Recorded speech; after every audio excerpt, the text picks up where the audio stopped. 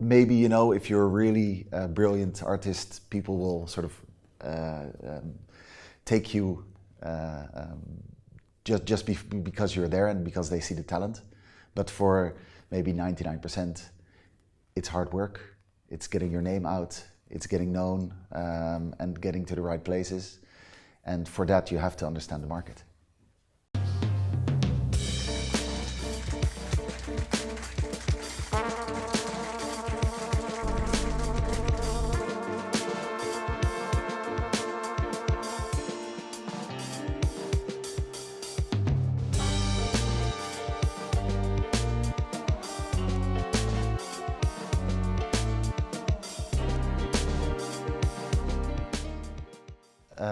I'm Jurjen Mooiweer from the Netherlands. I work at a good music company.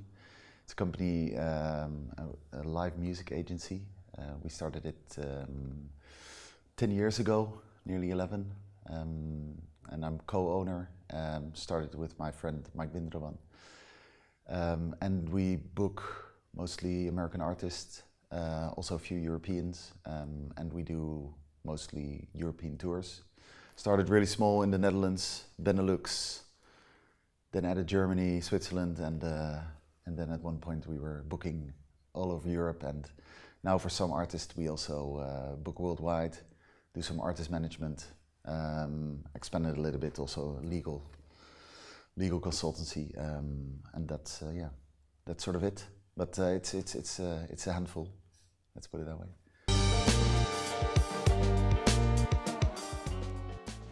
Well, it was a session. I sort of gave a lecture for 50 music students, conservatory students, from I think the 6 partner countries, so Slovenia and Poland, France, Norway, and Holland.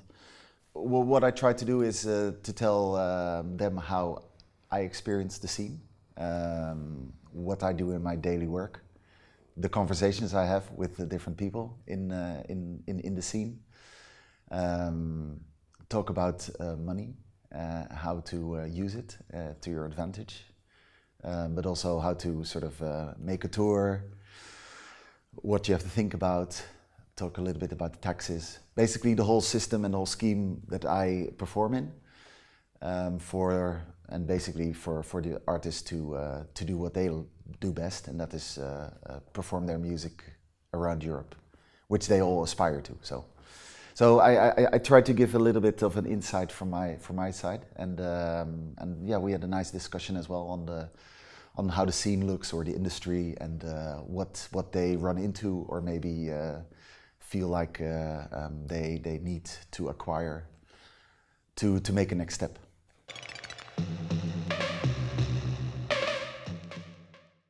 I think you can't do without it. Of course, an artist at first, you know, creates from their source, you know, and from their creativity. So I think a role of anyone working in the industry is sort of subordinate to that. But in the industry, it's most of the time it's turned around. So, you know, at the end we think of the artist, or at the end the artist is getting paid. While my strong feeling is that the artist is the one that creates, so we are all accommodating that. But that doesn't, let's say, leave the notion that an artist also should understand how the rest of the world looks at what they do and how we can shape that. So if they don't know about how a promoter decides who to take on their program and through their season, if they don't understand that, then it will be I think a little bit more difficult for them to actually perform and work on their career. And I think that's their ambition, and that's why they started into the music. So maybe, you know, if you're a really brilliant artist, people will sort of take you just because you're there and because they see the talent. But for maybe 99%, it's hard work. It's getting your name out. It's getting known and getting to the right places. And for that, you have to understand the market.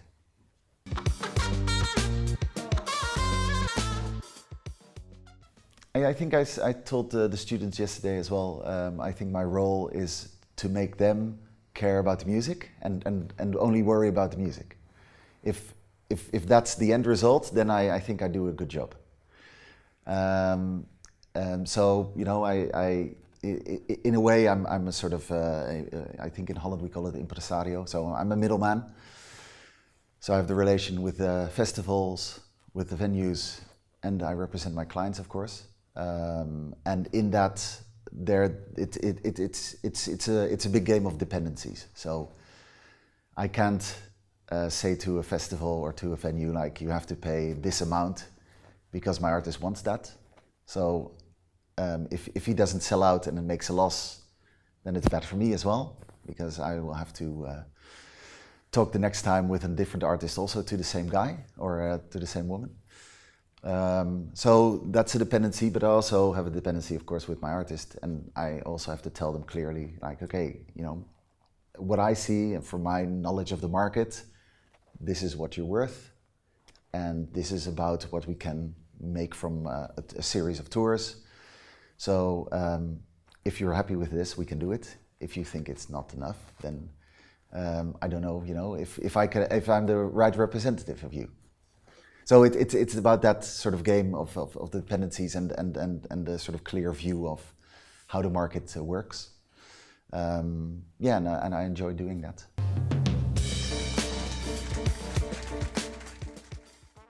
I would say the industry before was a real big rat race. I think I liked that everybody had to step back a little bit and maybe rethink what we were doing.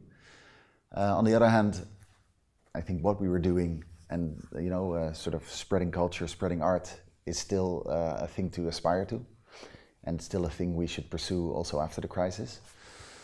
But yeah, it's been tough in a way for a lot of people, also in my work field, because like artists, we're only paid if the show is happening.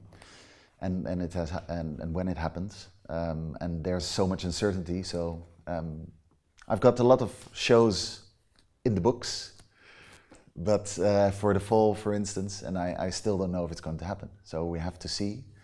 That creates some uncertainty. I'm happy for all the governments that have supported, you know, the industry, but in a way, it's also not enough sometimes. I think a lot of things will still fall down, even if we maybe progress and sort of slowly move out of the pandemic. But I'm not a fortune teller, so let's see what happens. But I'm hopeful for the, let's say, for the soul of the community. Everybody, there's a goodwill to continue.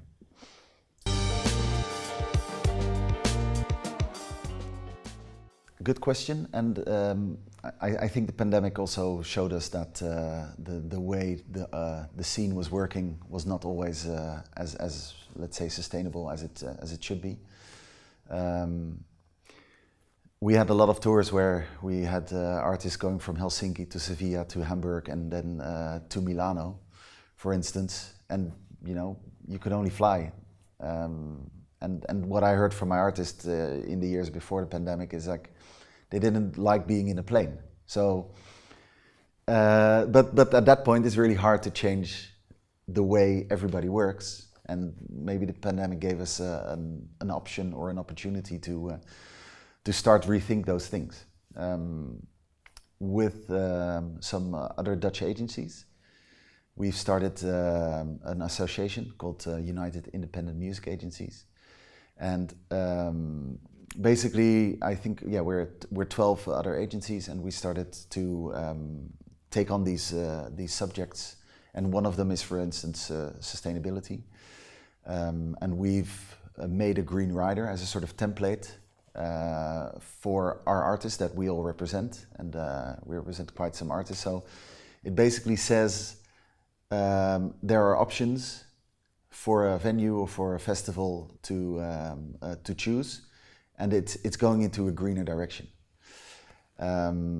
So no single-use plastics. The vegetarian or vegan meal option is the standard. If you want something different, if you want meat, you can have it, but you have to explicitly ask for it.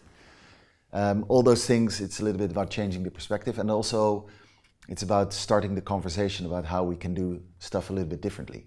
And this is only the small part of the artist relationship with the venue or with the festival, but we're also looking a little bit more broader than that, and we're also trying to get a sort of European train pass for artists. We're trying to set up a lobby in Brussels for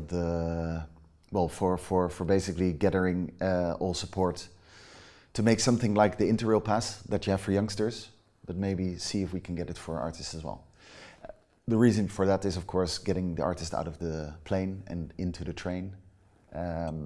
But I also realize it gives an obligation to venues, for instance, to, let's say, program in a sort of in line or in a sort of chain. So when we're on Brussels, our next show will be or in Belgium somewhere, or in Holland, or in the north of France, but no more than 3 hours away. If we can get that and get everybody to sort of comply on that, then I think we're going to make huge steps to a more sustainable world, for instance. We all have the responsibility. So, and maybe it's a small part, but you know, we can have the same discussion if we look at Holland, you know, where I'm from, the Netherlands. I don't know, maybe if we see it's like 0.4% of the global pollution. So should we spend, I don't know, 200 million euros or 200 billion euros on climate change?